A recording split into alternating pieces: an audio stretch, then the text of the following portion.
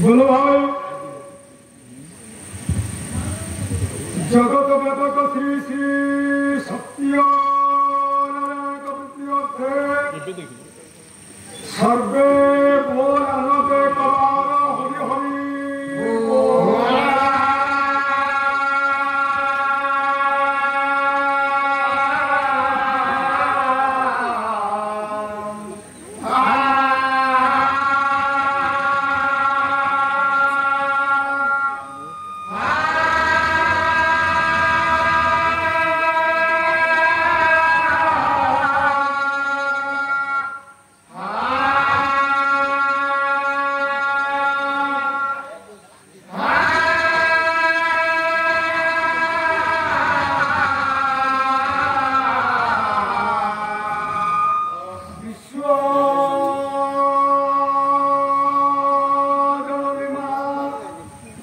বিনা করে মা শারদা প্রতি অর্থে বলমনা নদে কবার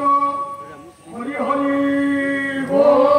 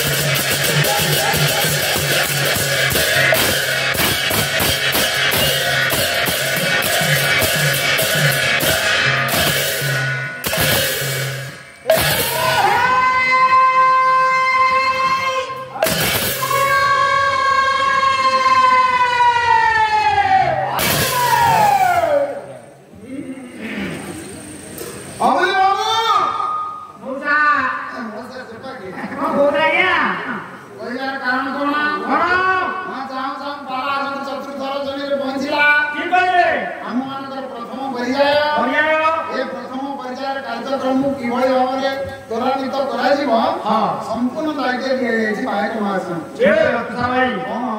गायक महाराष्ट्र मंत्र अनुगठित से परिप्रेक्षी गायक जन मुख्य जेहेतु आज कार्यक्रम न्यस्त कराला जुआकी से चलेले गाड़ी से चलिबो महाशय प्रशांत भाई कहली चलिबो देखे से सुविधा देखि गाड़ी की चलेबे। अच्छा गायक महाराष्ट्र हम जगर जमातो मुख्य तने को बाटर हम को बाबा हम सेवा करने बाबू पड़े अरे कोन मुख्य बोल ना आ कोन बोल मुख्य मुख्य मुख्य आपरा की मुख्य नहीं नहीं ओमी बाबू आया आया तू सब बाबू भाई भाई और मोर केडा भाई पवित्र सांस्कृतिक अनुष्ठान प्रतियोगिता पाला दिएला चतुर्थरी आंभ मानकर प्रथम पदे प्रथम थाक कोई जीवा से कथा हम भाभी सबुबले समय को लेके गति करला। अरे समय बड़ा बड़ा समय केबे काट न करे अपेक्षा गति करू थाई सेला तार मन इच्छा बाकी न रख कानी के अधिकार काम ए भाई काम पाइनी कहले भाई बड़ा शर्मा नाम पहुंची अवस्था न होई क्षेत्र रे नाम रक्षा करिया पड़िबो। सुने जो कथा तू कहलु हां मु भी सेही कथा कहबी ठीक ठीक कथा किछि कर्म मन कर अछि गाय को मन कर पोथार छाई दे हां तो मन कर किछि आज आगो और भूमिका और किछि कर्म निश्चित कर्म बायकर कर्म हे हे बाय कोई सब मु किछि कर्म मोर धर्म को रक्षा करबी मोर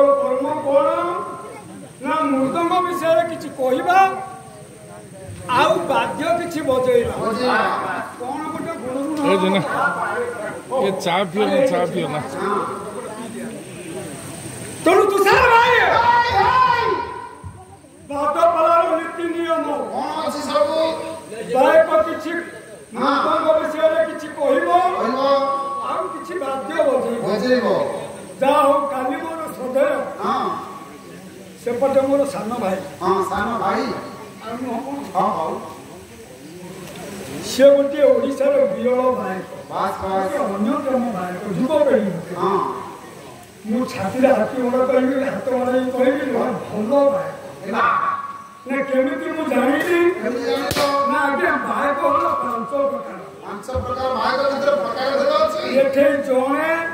2 जण 3 जण 4 जण 5 जण 6 जण बोधे 5 जण 6 जण हम पाला बायक ए जगह बस से जणा पड़ी जाउछथि हम भाई बोली बायक हल 5 प्रकार मु छाती हाथ मारे कि कहूँ से भाई की भल बायक केमिति ना एक बायक शिष्टाचार एक 2 नंबर हला अनुकार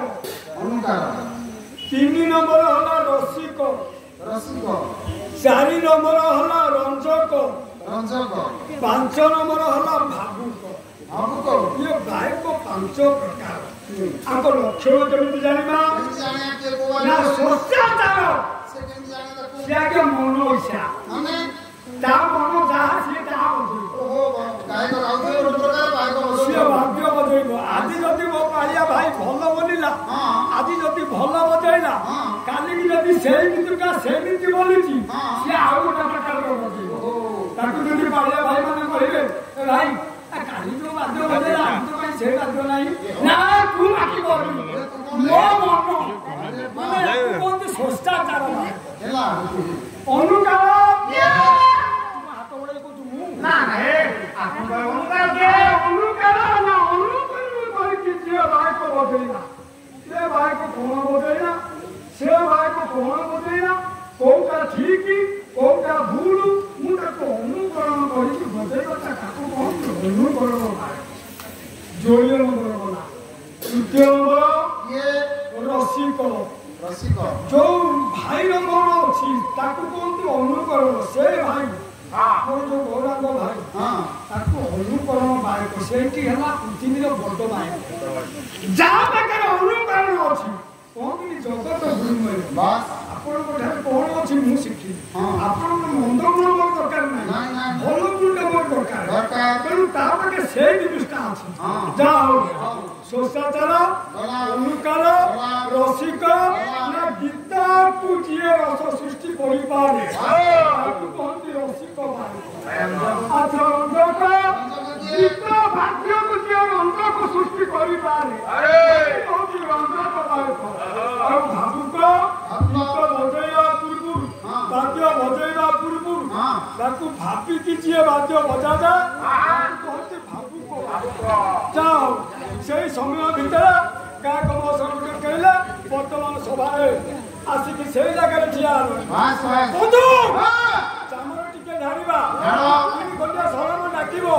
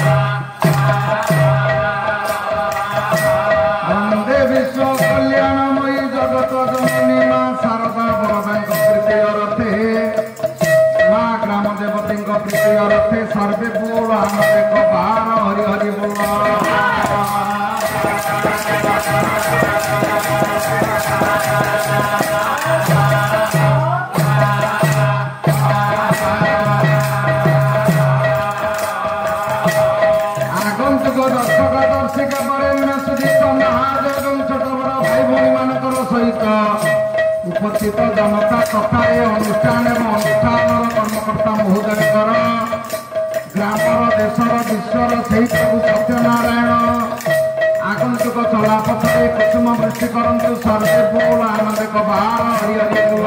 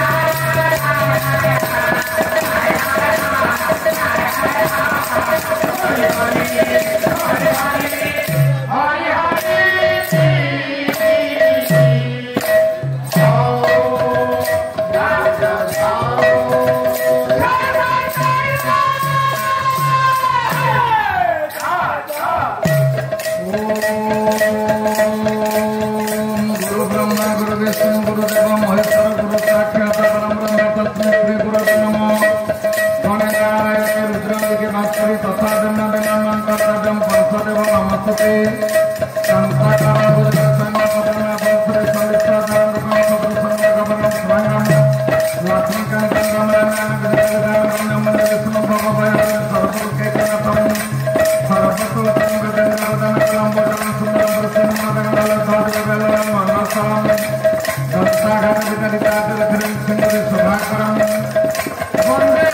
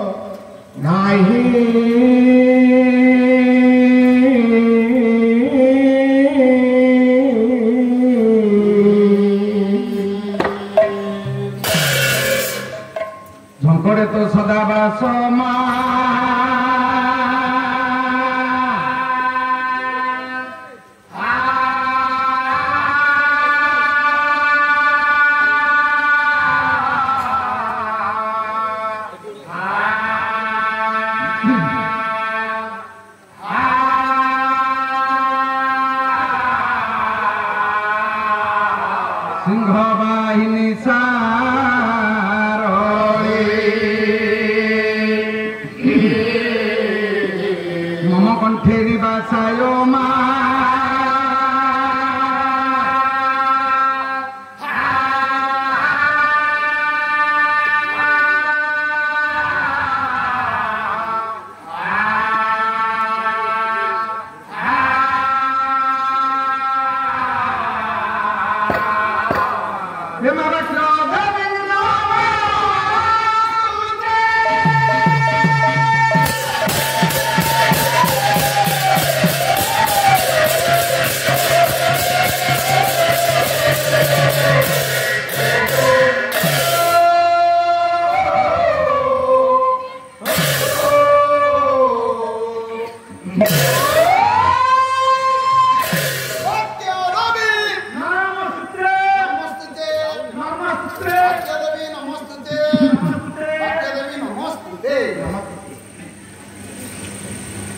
নীল মাধব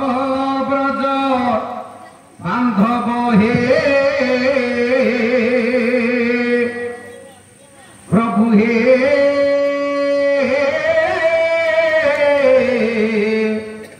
লবে দয়া নাহি কি নীল মাধব ব্রজ বান্ধব হে লবে দয়া নাহি প্রভু লবে দয়া নাহি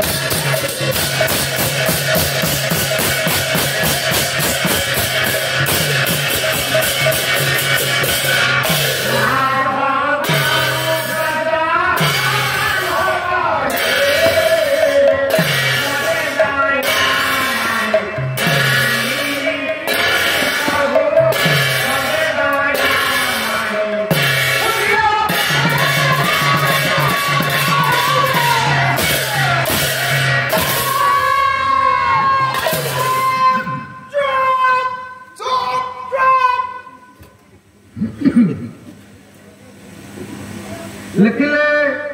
बाल्य तो कौतुक बसा दही राज मर्दी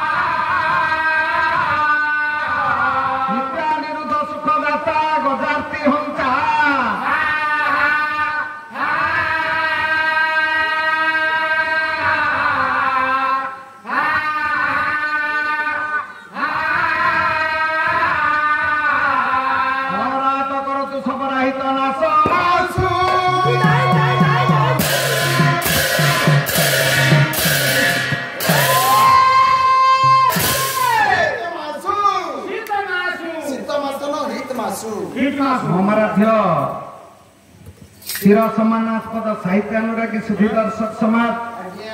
पुराण तस्नी माँ मौसी कुना कुनी भाई भौणी जेते हे आत्मिक महोदय सांस्कृतिक अनुष्ठान जो चतुर्थ रजनी पदार्पण करिछि आम मानकर प्रथम सोपान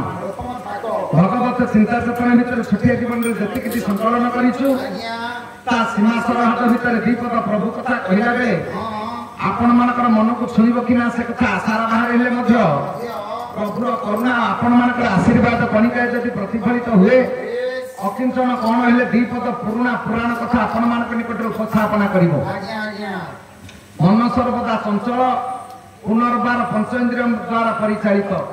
ए चगला मन को सत प्रदर्शन करबा पई हेले एकमात्र चेतना आवश्यक चेतना पुरुष कले रे बोध मन चिरचिन्मय चिदानंदमय ब्रह्म ब्रजराज नंदन भगवान आदिकंदर चरणाश्रित यदि हबु ताले धरा धामरु मुक्ति पाइबु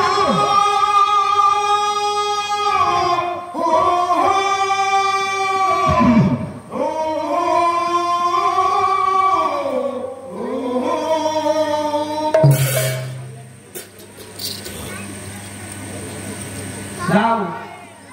सर्वोपरि आपण मानक निकट श्लोक आवृत्ति करिछि कवि कहले बाल्य तू कौतुक बसा दही राज मर्दी बाल्य तू बालक समय कौतुक बस कही कहले सर्प ता भीतर श्रेष्ठत्व अर्जन करिछि एवं जी कालिय ताकू छोट बयस मर्दन करथिले जे कहले जो हद ऊपर दे पक्षी माने उड़ी गले मध्य से सापर विष द्वारा आज्ञा एते से रथ भितर पक्षी माने मध्य खसी पड़ती ताले ए बड़ विषधर सर्प ताके एते छोट बयस पिला मर्दन कले केमिति प्रथमे देखिबा ये जेते जन्म हेले भारतीय संविधान आईन ऊपर पदाघात करी प्रथमे बंदीशाला खसी गले ताले विश्व पृष्ठरे जेते पिला जन्म होती कोन बंदीशाला रे समस्त जन्म होती ताले ये जन्म होबार कारण कोन से दिन एक छत्रवाद शासक दुर्बीर नंदन कंस भौणी देवकी भिणी वसुदेव को रथरे बसी नेला बेले अधा बाटरे रथ पहुंची शून्यवाणी हेला कंस तू जहाँ आनंद सहकार रथरे बसी नौचु ता अष्टम गर्भर संतान तोते विनाश करिबो कंस विचार कला ये सिना बंचिले मु मारिबी आकु जदि मारिबी काम सरिबो जगन्नाथ दास ओडिया भागवत बोले मुल मारिले जीवन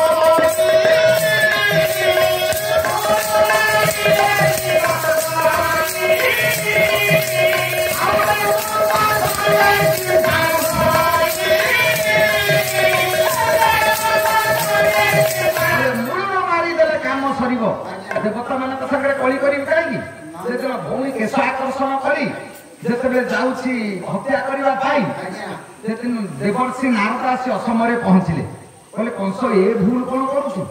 से तो भौणी रक्तगत संपर्क तू मारू कहीं ना देवर्षि शून्यवाणी है ना अष्टम गर्भर संतान मत कहे विनाश कर सीना मरबी आपको मारिदे कम शेष स्वार्थ से दिन भाई भौणी की हत्या करने को पसौनी सीना देवकी विचार कर मो भली भाग्यवती झील कहीं ना कंस भाया भाई कही वसुदेव भली स्वामी पाई कि भाग्य आज्ञा साथी गलानी अधा बाट रथ रखी कंस जो खड़क उठे देवर्षि नारद कहले भूल करे ना कहीं तीन कथा कले संसार मनुष्य को मृत्यु अनिर्वार्य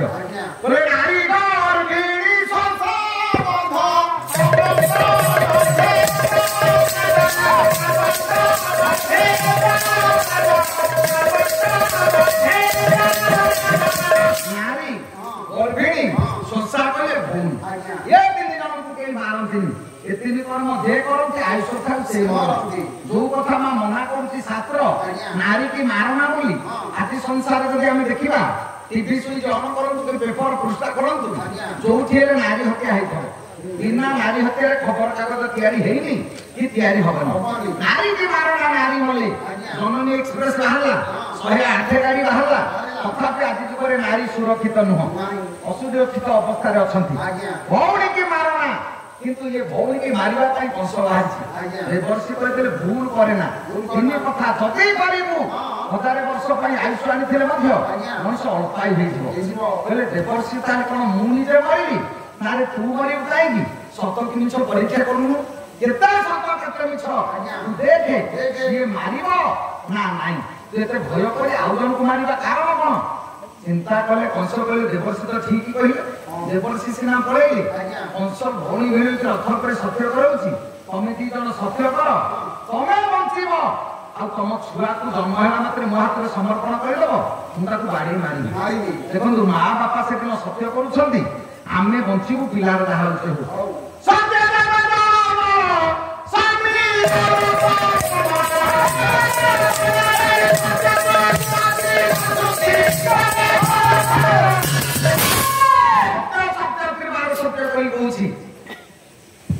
ଭାଇ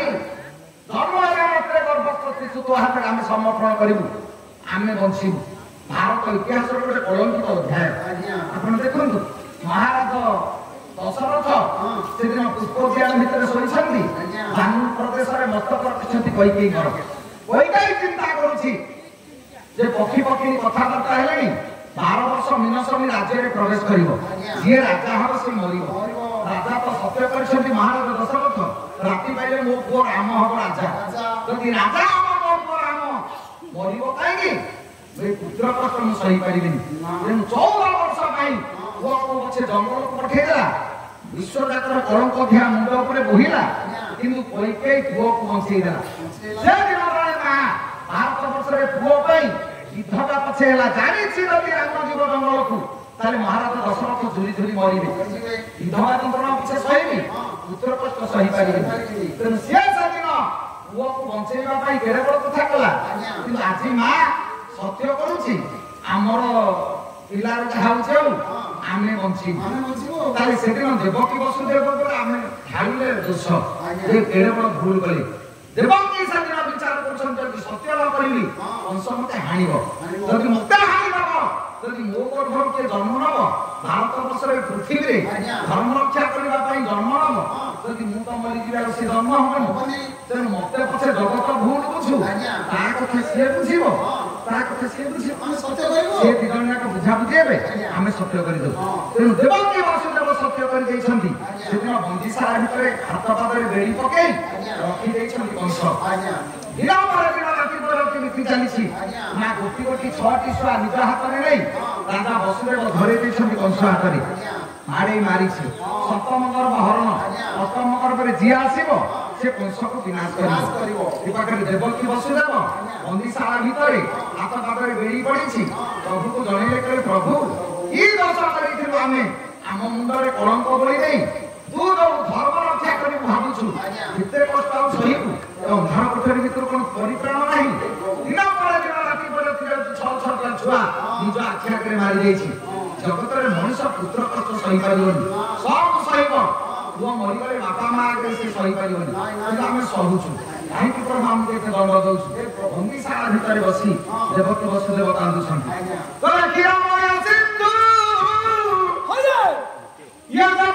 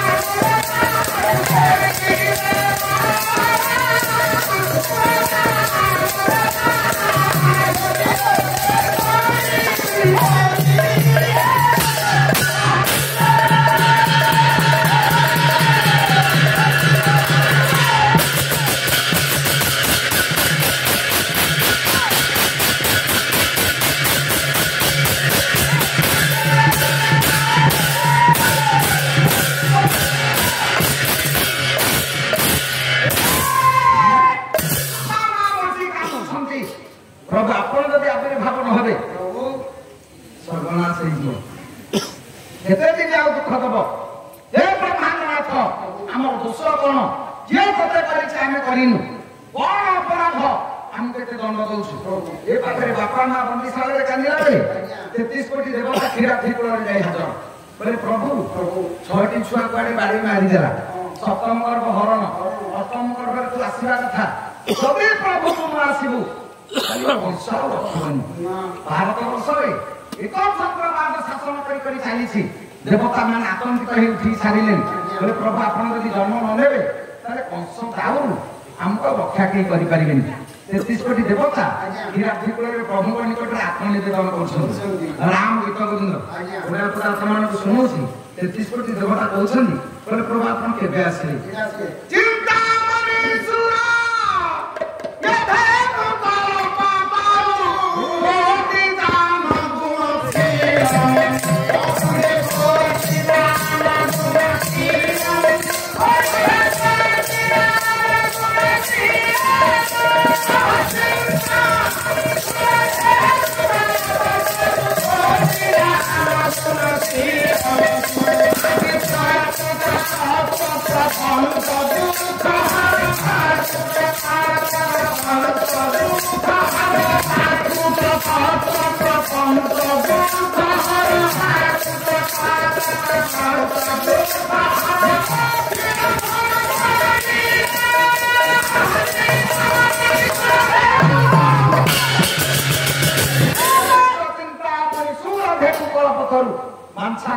ମହାବାହୁ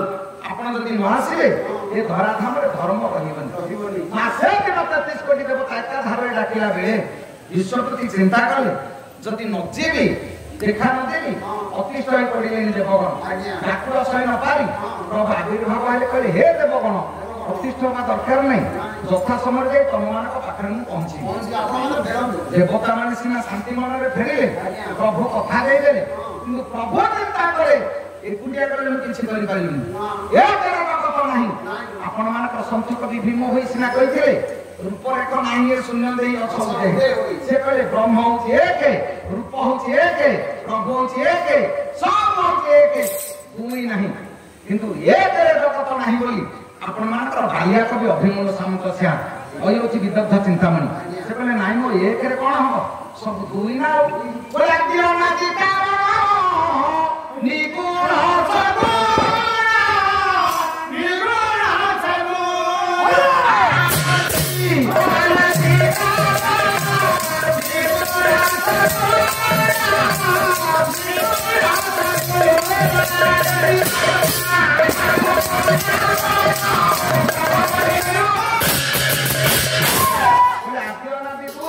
নিগুণ সক্ষণ দুই আত্মা পরমাত্মা দুই ভক্ত ভগবান দুই সব হচ্ছে দুই একরে জগত ନାହିଁ ତେଣୁ ପ୍ରଭୁ ଚିନ୍ତା କଲେ ଏକୁଟିଆ ଗଲେ କିଛି କରିପାରିବିନି ଗୋଟାଏ ଆଖିରେ ଆଜ୍ଞା ଭଲ ଦିଶେନି ଗୋଟାଏ ନାକ ଫୁଟାରେ ଭଲ ପବନ ଯିବନି ଗୋଟାଏ ଫାଳ ଓଠରେ କଥା କହିହବନି ଗୋଟିଏ ଧାରି ଦାନ୍ତ ଥିଲେ ଆପଣ ଚୋବେଇ ପାରିବେନି ଗୋଟିଏ ହାତରେ ଥାଳି ମାରି ପାରିବେନି ଗୋଟିଏ ଗୋଡ଼ରେ ଚାଲି ପାରିବେନି ଗୋଟିଏ ପାଦରେ ଛିଡ଼ା ହେଇପାରିବେନି ସବୁ ତ ଦୁଇ କହିଲେ ଏକ କାହିଁକି ହବ ମୁଁ ଏକୁଟିଆ ଗଲେ କିଛି କରିପାରିବିନି ଆଉ ଜଣକୁ ସାଙ୍ଗରେ ନେବି ଶିଖିଏ ସେ ମା ଯୋଗମାୟା ଅଭୟା ଦୁର୍ଗାଙ୍କୁ ଡାକିଲେ କହିଲେ ମା ତମେ ଟିକେ ମର୍ତ୍ତ୍ୟ ମାଟିକି ମୋ ସାଙ୍ଗରେ ଯିବ ଯୋଗମାୟା ପଚାରିଦେଲେ କହିଲେ ପ୍ରଭୁ ମର୍ତ୍ତ୍ୟ ମାଟିକି ମୁଁ କାହିଁକି ଯିବି ନା ମୁଁ ଜନ୍ମ ହେବି ନା ଆପଣ ତ ଜନ୍ମ ହେବେ ମୁଁ କାହିଁକି ଯିବି ନା ମୁଁ ଦେବତା ମାନଙ୍କୁ କଥା ଦେଇଛି କହିଲେ ଦେବନ୍ତ ବଚନ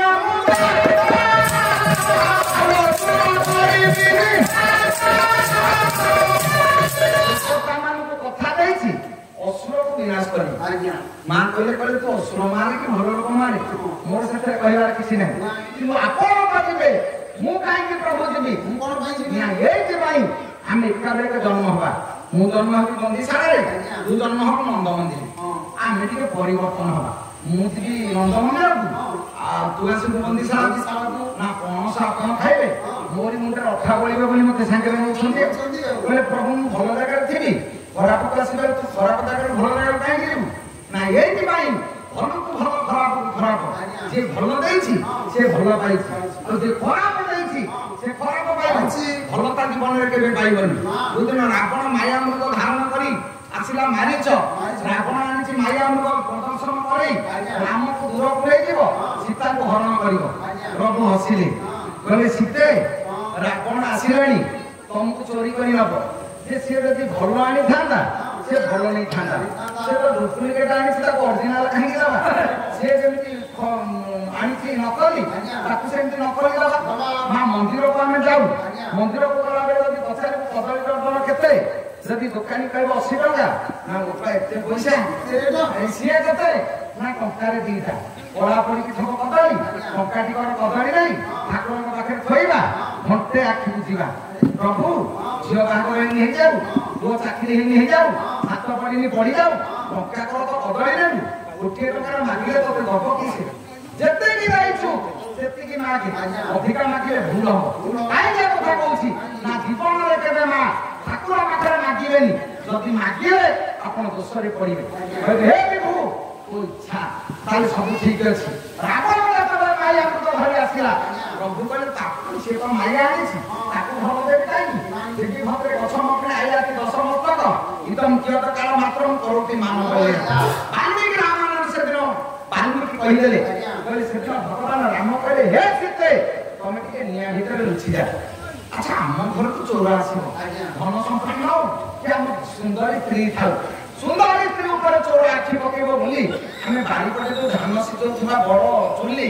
ଆମ ସ୍ତ୍ରୀ କି କହିବାକୁ ଚୁଲି ଭିତରେ ପଶିଯା ଆମେ ତ ଆମ ସ୍ତ୍ରୀ କି ଚୁଲିରେ ଲୁଚେଇବାନି ପ୍ରଭୁ ରାମ କାହିଁକି କହିଲେ ତମେ ଅଗ୍ନି ଭିତରେ ପଶିଯା ନା ଯା ଘର ଯୋଉଟା ସେ ସେଠି ପଶିବାକୁ ତାକୁ ଅସୁବିଧା କିଛି ନାହିଁ କାରଣ ଅଗ୍ନିରୁ ଜାତ ହେଇଛନ୍ତି ମା ସୀତା ତେଣୁ ପ୍ରଭୁ କହିଲେ ଜନକ ନନ୍ଦିନୀ ତମେ ଟିକେ ଅଗ୍ନି ଭିତରେ ଲୁଚିଯା ଆଉ ଅଗ୍ନି ଭିତରେ ସେଦିନ ଲୁଚେଇ ଅସଲ ସୀତା ଲୁଚିଲା ନକଲି ସୀତାକୁ ରାବଣ ଧରି ପଳେଇଲା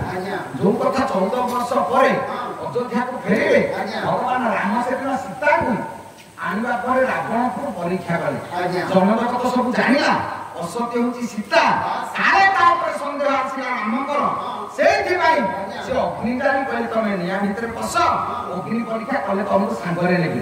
କାଳେ ପ୍ରଜାପବାଦ ଘଟିବ ତାହେଲେ ଆପଣ ଦେଖନ୍ତୁ ଜନକ ତ ଜାଣିଲା ପ୍ରଭୁ ରାମ ସନ୍ଦେହ କରିଛନ୍ତି କିନ୍ତୁ ନାଇଁ ଆଜ୍ଞା ସେ ତ ଲୁଚେଇଥିଲେ ନିଆଁ ଭିତରେ କହିଲେ ଯଦି ଅସଲିଟି ତା ଭିତରେ ଅଛି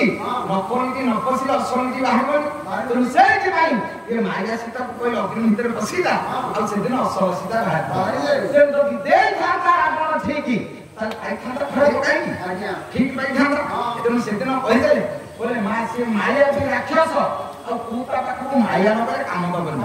ମୁଁ କିଛି କରିପାରିବିନି ତାହେଲେ ସେଦିନ ମା ଯୋଗମାୟାଙ୍କୁ କହି ପରିବର୍ତ୍ତନ କରିଛନ୍ତି ପରିବର୍ତ୍ତନ ହେଇସାରିବା ପରେ ଆପଣ ଦେଖନ୍ତୁ ଅଷ୍ଟମ ଗର୍ଭର ସନ୍ତାନକୁ ବସୁଦେବ ନେଇ ନନ୍ଦ ମନ୍ଦିରରେ ଥୋଇଦେଲେ କନ୍ୟାଟା ଜନ୍ମ ହେଇଛି ସେଠୁ ଆଣି ଏଠି ବନ୍ଦିଶାଳାରେ ପହଞ୍ଚିଲେ ବନ୍ଦିଶାଳାରେ ପହଞ୍ଚିଲା ପରେ ଦୂତ ଜଣେଇଦେଲା କହିଲା ମଣିମା ଅଷ୍ଟମ ଗର୍ଭର ପିଲା ଜନ୍ମ ହେଇଛି ଆପଣ ଆସନ୍ତୁ ଅଂଶ ବିଚାର କଲେ ନିଷ୍କଣ୍ଟକ ରାଜ୍ୟ ଭୋଗ ଆଜି ହଉଛି ଶତ୍ରୁର ଶେଷ ଦିନ ଏଇଟାକୁ ମାରିଦେଲେ ଆଉ ମତେ କେହି କିଛି କହିବେନି ଏଇଠି ମତେ ଶତ୍ରୁ କେହି ସୃଷ୍ଟି ହେବେନି ଆଉ ସେଦିନ ବଂଶ ଯେତେବେଳେ ବନ୍ଦିଶାଳା ନିକଟରେ ପହଞ୍ଚିଲା ଡାକିଲା ଦେବକୀ ତୋ ପିଲା କାହିଁ ନା ଭାଇ ଦେବତା ମାନଙ୍କର କୂଟ ଚକ୍ରାନ୍ତ ଭାଇ ଭଉଣୀ ଭିତରେ ଫାଟ ସୃଷ୍ଟି କରିବା ପାଇଁ ମିଛ କହିଥିଲେ ଅଷ୍ଟମ ଗର୍ଭରେ ପୁଅ ଜନ୍ମ ହବ କହିଥିଲେ ଗୋଟେ ଝିଅଟେ ଜନ୍ମ ହେଇଛି ଝିଅଟା ତ ତୋର କି ଶତ୍ରୁ ହବ ତୁ ତାକୁ ଛାଡ଼ିକି ବିଚାର କଲା ହେ ବିଚାର କଲା ସମସ୍ତଙ୍କୁ ତ ବାଡ଼ି ମାରି ଦଉଛି ଯଦି ମୁଁ ଯିବି ତାହେଲେ ମତେ ମାରିଦବ ସେ ଯୋଉ ସେ ପିଲା କୁଆଡେ ପଳେଇଲା ଗୋଟେ ଝିଅଟେ ପଠେଇଛି ଝିଅଟା ତ ମୋର କଣ କରିବ ତେଣୁ ଏଇ ଝିଅଟାକୁ ମୁଁ ମାରିବିନି କଂସ ଶ୍ରୀରାମ ଖୁସିରେ ଫେରିଲା ଏବେ ନାରଦକୁ ଭେଟି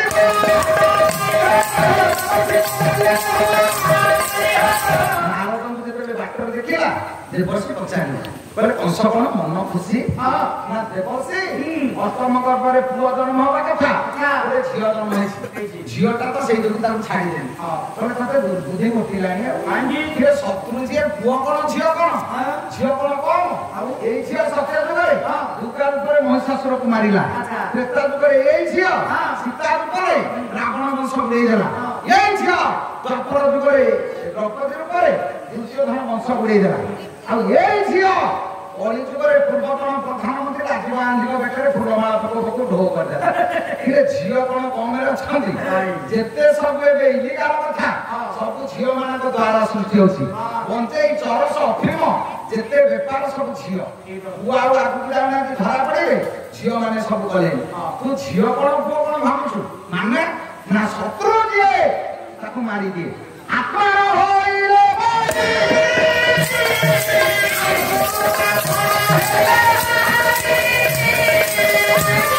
ଆତ୍ମାର ଯିଏ ବଇଲି ମୁଁ କଣ ବ୍ରାହ୍ମଣ କଣ ଇଏ ସିଏ କଣ କାହାକୁ ଛାଡିବା କଥା ନୁହଁ। କହିଲେ ଦେବର୍ଷି ତାହେଲେ ନା ଫେରିଲା ଅଂଶ ଫେରିଲା। ଯେତେବେଳେ ପହଞ୍ଚିଛି ବନ୍ଦିଶାଳା ନିକଟରେ ଡାକିଲା ଭଉଣୀ ସେ ଛୁଆଟାକୁ ଦିଏ। ନା ଛୁଆଟା କଣ କରିବ ଝିଅଟା ତ ନା ଝିଅ ହଉ ପୁଅ ହଉ ମନ ବୁଝିଲାନି। ସେ ଯିବ କଂସ ଝିଅଟାକୁ ନେଇ ଦର୍ପଣୀ ସିନା ନିକଟରେ ପହଞ୍ଚିଲା। ହେ ଝିଅ ସିନା ମତେ ମାରିବାକୁ ବସିଛୁ ମତେ ଯିଏ ମାରିବ ସେ ଉପରେ ବଢୁଛି। ଦେଖନ୍ତୁ ଇଏ ଝିଅଟାକୁ ମାରିବାକୁ ଯେତେବେଳେ ଯାଇଛି ଝିଅ ହାତରୁ ଖସି ଯାଉଛି କଣ ମତେ କଣ ମାରିବୁ ମତେ ଯିଏ ମାରିବ ଉପରେ ବଢିବାକୁ ପଡୁଛି। ସର୍ବାଙ୍ଗ ଧରିଲା କଂସ ବିଚାର କଲା କଣ ସବୁ ତ ବାଡି ମାରିଲି ପୁଣି ଗୋପ ଯେତେବେଳେ କିଏ ଗଲା ଯାଉ ମାଛ ସିନା ଜାଲରୁ ଖସିଗଲା ଆପଣ ପୋଖରୀରୁ ପଳେଇଛି କଣ ଲଗେଇଦେବି ଅହଙ୍କାର ମନ ଭିତରେ ବିଚାର କରିଛି ଉତ୍ତନାର ଆଶ୍ରୟ ନେଲା। ଭଉଣୀ ପାଖରେ ପହଞ୍ଚିଲା କହିଲେ ଭଉଣୀ ବିପଦ। ଆରେ କଣ ବିପଦ? ଶୂନ୍ୟବାଣୀ ହେଲା ଅଷ୍ଟମ ଗର୍ଭ ସନ୍ତାନ ମାରିବ। ଅଷ୍ଟମ ଗର୍ଭ ସନ୍ତାନକୁ ମୁଁ ବାଡି ମାରିଲି ପୁଣି ଶୂନ୍ୟବାଣୀ ହେଲାଣି ମତେ ଯିଏ ମାରିବ ଗୋପରେ ବଢୁଛି। ତୁ ଗୋଟେ କାମ କରିବୁ ଯେତେ ସବୁ ସଦ୍ୟଜାତ ଶିଶୁ ଗୋପ କଟକରେ ଜନ୍ମ ହେଇଛନ୍ତି ତୁ ସବୁ ମାରିଦେବୁ। ଏଇଠି ବିଚାର କରୁଛି ପୁତନା ମୋ ଭାଇକି ମାରିବାକୁ ସଂସାରେ କିଏ ମୁଁ ଥାଉ ଥାଉ ପୁତନା ଯାଇ ବେକ ଦେଖଉଛି ତୋର କଣ ଯାଇଥିଲା କିଳା ବାଟରେ କିଳା ଯାଉଥିଲା ଇଏ ଯାଉଛି ତାକୁ ନିମନ୍ତ୍ରଣ କରି ତୋତେ କଣ ଏତେ ଉପାୟ ଯାଉଛି ନା ପୁତନା କଳାହାର ବିଶ୍ୱସ୍ତନରେ ବଳି ଯାଇଛି ମାରିବାକୁ। ଉପକଟକରେ ଯେତେବେଳେ ପହଞ୍ଚିଛି ଉପକାଣ୍ଡରେ ବିକଳରେ କାନ୍ଦିଲା ବେଳେ ଝିଅ ବୋଉ ମାନେ ଆସି ସବୁ ପହଞ୍ଚିଲେ। କହିଲେ ଭଉଣୀ କଣ ହେଇଛି? ନା ଅଳ୍ପ ଦିନ ତଳେ ପୁଅଟିଏ ଜନ୍ମ ହେଇଥିଲା ପିଲାଟି ଅସମୟରେ ମୃତ୍ୟୁବରଣ କଲା ଅକ୍ଷର ଯନ୍ତ୍ରଣା ସହିପାରୁନି। କାହା ଘରେ ଯଦି ନବଜାତ ଶିଶୁଟିଏ ଥାନ୍ତା ତାହେଲେ ମୁଁ ତାକୁ ବଞ୍ଚାନ୍ତି ମୁଁ ଉପଶମ ପାଆନ୍ତି ତା ପିଲା ବଳିଷ୍ଠ ହୁଅନ୍ତା। ସବୁ ଦୌଡ଼ିଗଲେ କହିଲେ ଆମ ରାଜମାତାଙ୍କ ଭାଗ୍ୟକୁ ଏଇ ଆସି ପହଞ୍ଚିଛି। ବୃଦ୍ଧା କାଳେ ତ ସେ ପାଇଛନ୍ତି ପୁଅ ଆଉ ଏ ପିଲା ଯଦି ତାଙ୍କ ଘରେ ରହିବ ତାହେଲେ ସେ ପିଲା ହୃଷ୍ଟପୃଷ୍ଟ ହେଇ ବଢିବ। ରାଜମାତା ଦଶରଥ ଆସି ପଚାରିଲେ କହିଲେ ଭଉଣୀ ମୋ ଘରେ ରହିବୁ? ନା ହଁ ନା କିଛି ଦରକାର ନାହିଁ ମୁଁ ବଞ୍ଚିବି ତମ ପିଲାକୁ ବଞ୍ଚେଇବି। ଯେତେବେଳେ ଛୁଆଟାକୁ ହାତରେ ଧରେଇଛନ୍ତି ପୁତନା ଧରିଲା କହିଲା ହେ ପିଲା ଶୁଣୁ ମୋ ଭାଇକୁ ମାରିବାକୁ ତୁ କିଏ ରେ ସୃଷ୍ଟିରେ ମୋ କମଳରୁ ବଞ୍ଚିବେନି। ପୁତନା ଯେତେବେଳେ କୋଳରେ ଧରିଲା ପ୍ରଭୁ ତା ମୁହଁକୁ ଟିକେ ଚାହିଁଲେ କହିଲେ ପୁତନା ସେ ଦିନକ ଥ୍ରୀ ଗୋଳି ପଡିଥିଲା ବାଘ ମାରିବାକୁ ତୁ ବିଲେଇ କାହିଁକି ଦେଖା ଦେଇଥାନ୍ତୁ ଯେ ମୁଁ ଆସିଥିଲି ତା ପାଇଁ ତୁ ବେଳେ ବେଳେ ଆସିଛୁ କାହିଁକି? ପୁତନା ମୁହଁକୁ ଚାହିଁଲେ ଆଖିଟାକୁ ବନ୍ଦ କରିଦେଲେ। କାହିଁକି ଆଜ୍ଞା? କହିଲେ ଯଦି ବାଛଲ୍ୟ ମମତା ଆସିବ ଏଇଟାକୁ ମାରି ପାରିବିନି। ବାଛଲ୍ୟ ମମତା ଆ ପ୍ରତି କାହିଁକି ଆସିବ? ନା ଇଏ ବଳିର ଝିଅ ରତ୍ନମାଳା ସତ୍ୟ ଯୁଗରେ ବଳି ଦ୍ୱାରକୁ ଯେତେବେଳେ ଗଲେ ଭିକ୍ଷା ମାଗିବାକୁ ପ୍ରଭୁ ବାମନ ମୂର୍ତ୍ତି ଛୋଟିଆ ମୂର୍ତ୍ତିଟିଏ ଦେଖି ଖୁସି ହେଇଗଲା। ରତ୍ନମାଳା କହୁଛି କେଡେ ସୁନ୍ଦରିଆ ପିଲାଟିଏ ଗୋଳରେ ଧରିବାକୁ ଇଚ୍ଛା ହଉଛି। କହିଲେ କଥା ଯେତେବେଳେ ତା ବାପାକୁ ପାତାଳକୁ ଚିପିଲେ କହିଲା ଭଲ ସୁନ୍ଦରିଆ ହେଲେ କଣ ହବ ଏଇଟାର ପ୍ରକୃତି ଭଲ ନୁହଁ ଏଇଟାକୁ ବିଷ ଦେଇ ମାରିବା କଥା। ପ୍ରଭୁ କହିଲେ ତଥା କହିଲେ ଇଏ ତ ଆସିছে ଗୋଳରେ ଧରିବାକୁ ତାକୁ କହିଥିଲି ଗୋଳରେ ଧରିଲାଣି ଯଦି ମୁହଁକୁ ଚାହିଁଲେ ବାଛଲେ ସିନା ଆସିବ ଏଇଟାକୁ ମାରିପାରିବିନି। ଆଖି ବନ୍ଦ କରିଦେଲେ କାମ ବଢେଇଦେବି। ଖାଲି ଆଖି ବନ୍ଦ କଲେନି ଆଖି ବନ୍ଦ କରିବାର ଦ୍ୱିତୀୟ କାରଣ ପ୍ରଭୁ ଚିନ୍ତା କଲେ କହିଲେ ଯିଏ ସିନା ରସଗୋଲା ଖାଇବ ଅନେକରି ଖାଇବ ଯାହାର ଡାଇବେଟିସ୍ ହେଇଛି କଲରା ଜୁସ୍ ପିଇବ ସେ କଣ ଠାକିଲା ମାରି ଖାଇବ ପିତା ଜିନିଷ ଆଖି ବନ୍ଦ କରି ଖାଇବ। କହିଲେ ମୁଁ ସିନା ଯଦି ଭଲ ଜିନିଷ ଆଣିଥାନ୍ତା ଅନେକରି ଖାଇଥାନ୍ତି ଇଏ ତ ବିଷ ଆଣିଛି ଆଖି ବନ୍ଦ ନ କରି ପିଇ ପାରିବି। ଆଖି ବନ୍ଦ କରିଦେଲେ ତୃତୀୟ ଭାବନା କବିଙ୍କର କହିଲି ଆଖି ବନ୍ଦ କଲେ କାହିଁକି? ପ୍ରଭୁ ଚିନ୍ତା କରୁଛି ବିଷ ପିଇବା ଅଭ୍ୟାସ ମୋର ନାହିଁ। ବିଷ ପିଅନ୍ତି କାଶୀ ବିଶ୍ୱନାଥ ଭୋଳାନାଥ ଶଙ୍କର ଆଖିକି ବନ୍ଦ କରି ସ୍ମରଣ କଲେ କହିଲେ ହେ ପ୍ରଭୁ ଭୋଳାନାଥ ଇଏ ପୁତନା ଯୋଉ ବିଷ ଆଣିଛି ତମେ ତାକୁ ଗ୍ରହଣ କର ମୋର ବଳ ନାହିଁ। ତେଣୁ ସେଇଥିପାଇଁ ଆଖି ବନ୍ଦ କଲେ। ଚତୁର୍ଥ ଭାବନା ଆଖି ବନ୍ଦ କଲେ କାହିଁକି? ପ୍ରଭୁ ଚିନ୍ତା କରୁଛି ଯଦି ସୂର୍ଯ୍ୟଙ୍କ କିରଣ ପଡିବ ସିନା ପଦ୍ମ ଫୁଟିବ ଏଇଟା ତ ରାକ୍ଷାସୁଣୀଟା ଅନ୍ଧାର ଅନ୍ଧାରେ ପଦ୍ମ ଫୁଟିବ ପ୍ରଭୁଙ୍କର ଆଖି ତ ପଦ୍ମ ନେତ୍ର ଏ ଆଖି ଦିଟା ବନ୍ଦ ଅଭ୍ୟାସ ହେଇଗଲା। ଧରିଛି ବିଚାର କରୁଛି ଏ ଛୁଆ ଓ ଭାଇକି ମାରିବାକୁ ତୁ କିଏ ରେ ଏ ଖାବନ୍ତି ହରି ମୁଖେ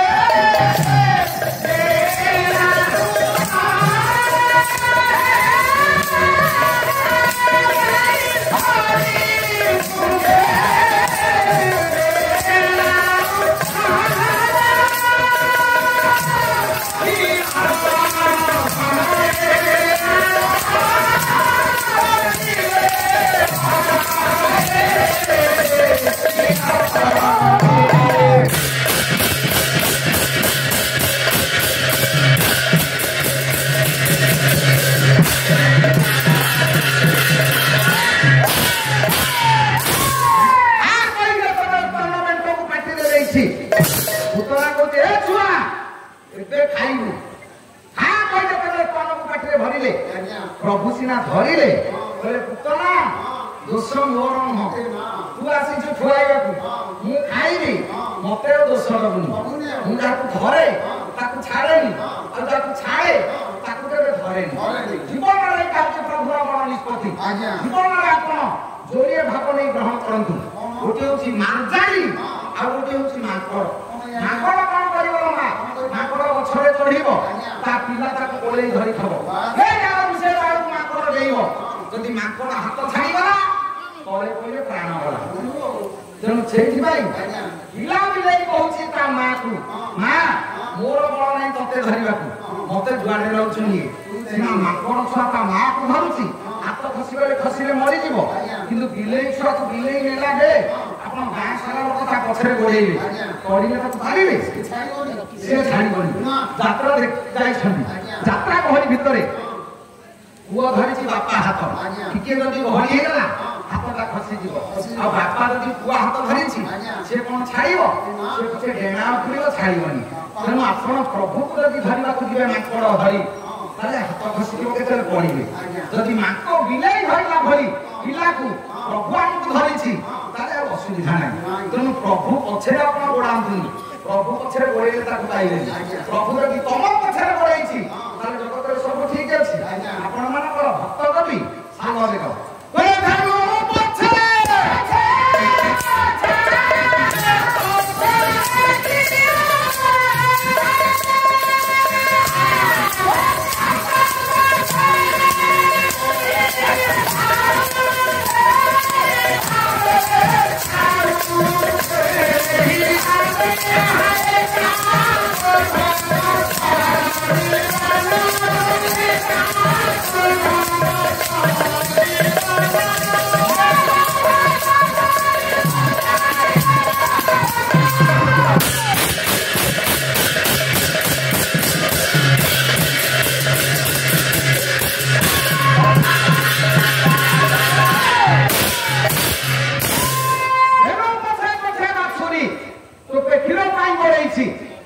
যদি ক্ষীর শুখি গলে কি করব মা নদী শুখি গলে কি করব মা নদীরে পানি ଅଛି ଆମେ ଡଙ୍ଗାର ଆବଶ୍ୟକତା ଯଦି ପାଣି ନାହିଁ ଏ ଜଗତରେ ଡଙ୍ଗା କେହି ଖୋଜିବେନି ମା ତଳ ଭାଗରେ କ୍ଷୀର ଅଛି ପିଲା ତା ପଛରେ ପଛରେ ଗୋଳେଇବ ଯଦି କ୍ଷୀର ନାହିଁ ସ୍ତନରେ ପିଲାକୁ ପେଲିଲେ ମଧ୍ୟ ସେ କଣ କଲାନି କାଳିଦାସଙ୍କ ଭାଷାରେ ସ୍ୱାର୍ଥ ବିଷୟିତାର କାକଶ୍ୟପ ବୋଲ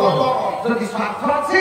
ମା ଅଭିନୟ ଅଛି ଯଦି ସ୍ୱାର୍ଥ ନାହିଁ ଜଗତରେ କେହି ହେଲେ ଅଭିନୟ କରିବେନି ବିନା କାରଣରେ କିଏ ଅଭିନୟ କରିବ କାହାରି ଦରକାର ନାହିଁ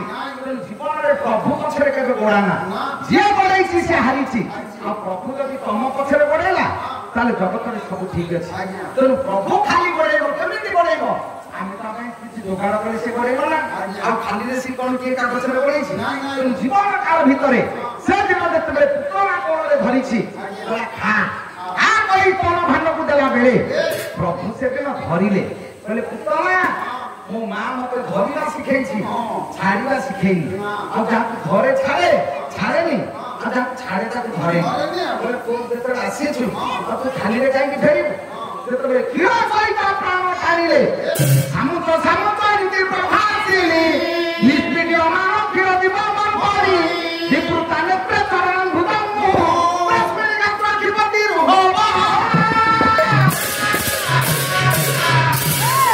সংস্কৃত ভাগবত ভগবান ব্যাস বলে সামন্ত আরে ছাড়ে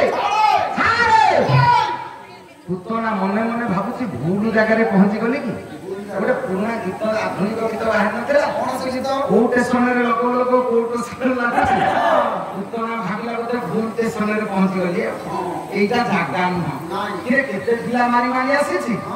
କେତେ କଷ୍ଟ ହଉନଥିଲା ଇଏ କଣ ସ୍ତନ ଭାଣ୍ଡରୁ ଅମୃତ ପାନ କଲାବେଳେ ମତେ କଷ୍ଟ ହଉଛି ପୁତନା କହିଲା ନାଇଁ ଏଇ ଜାଗାରେ ରହିବିନି ଆରେ ଛାଡେ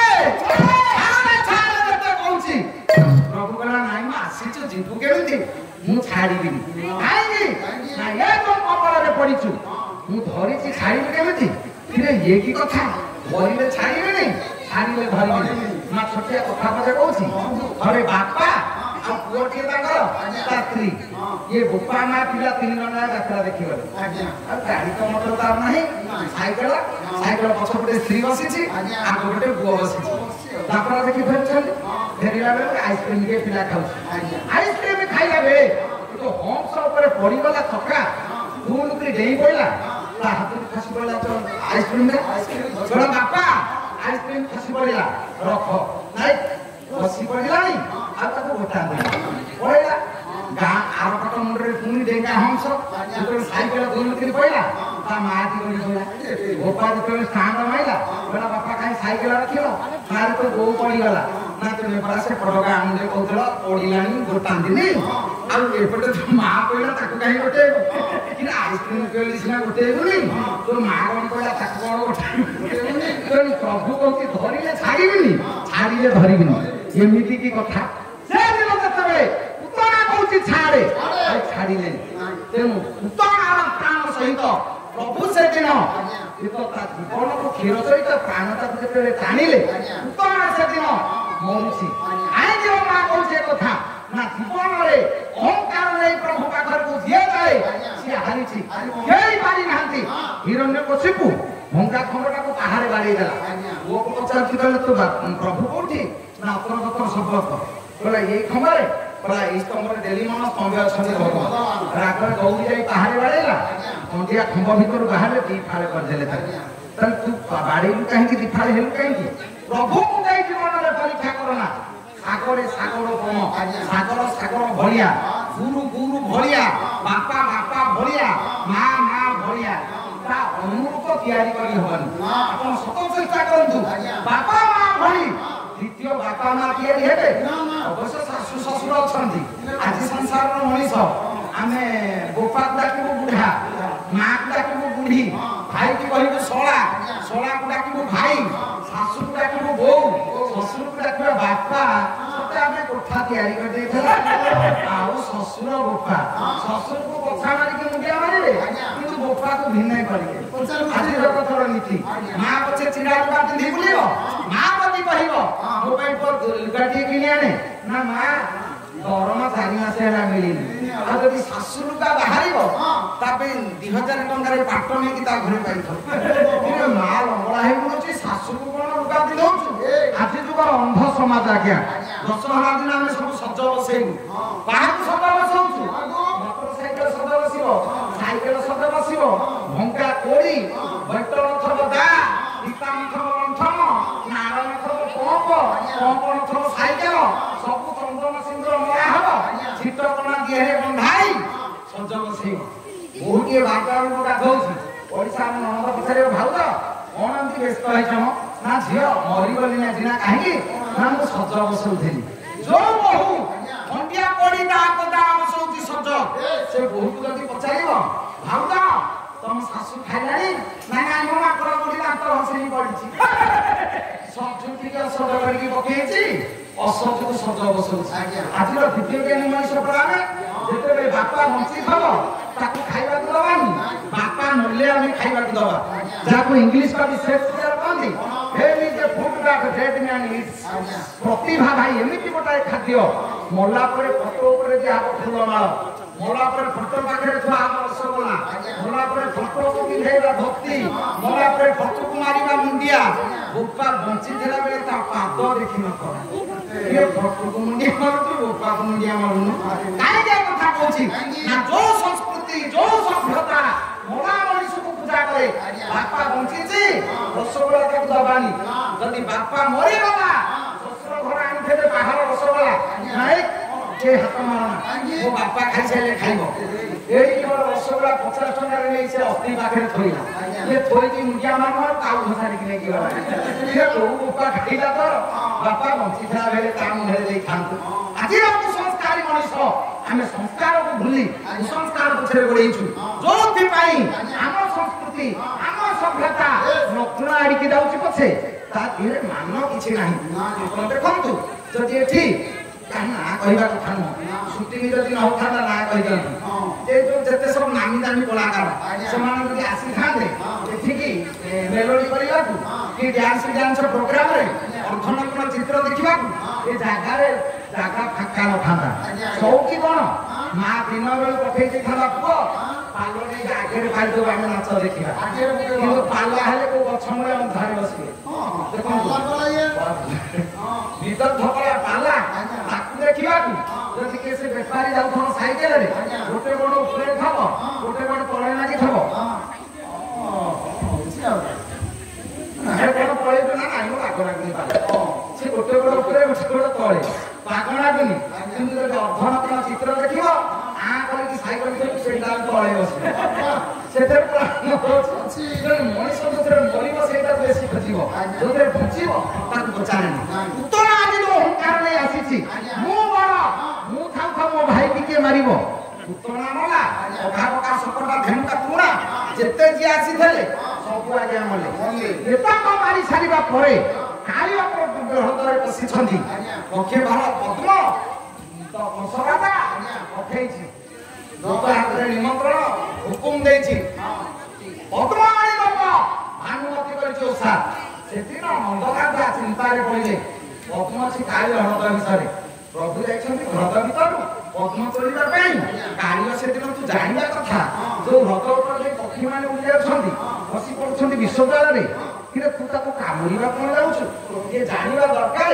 जे केरे भूल मु कहूछि काहे जे देखंतु जुगे जुगे जो अधमता आसीबो सेठी प्रभु को नष्ट हो आज जेते अधम परि आपण ग्रहण करिवे निज अहंकार पहाड़ ऊपर बसिबे मोठ बड़ केही नै सेठी पर आपण जानिबे सर्वनाशर बात हैला आ संसार जेते अहंकार अछि कंसठ हो दुर्योधन हो रावण हो आठो अहंकारी केही नै तेनु जाओ सेठी न बांगे अवस्था रे एडा बड़ काली सर्प आकु जे मर्दन करथिले सेही प्रभु वासुदेव भगवान कृष्ण चतुर्थर दलिर प्रथम पर्याय ए सभारे विराजना करी श्रोता भक्ता मानकर आबाल भूमिता मातृखानिया माँ माउसी समधर्मी सममार्मी जीव बंधु मानकर पड़ोशी पड़ोशी भाई बंधु मानकर शिक्षक शिक्षयित्री छात्र छात्री अनुष्ठान कर्मकर्ता भोगकर ग्रामर देशर विश्वर समस्त कल्याण करतु से महाप्रभु सर्वे बोल आनंद कबार।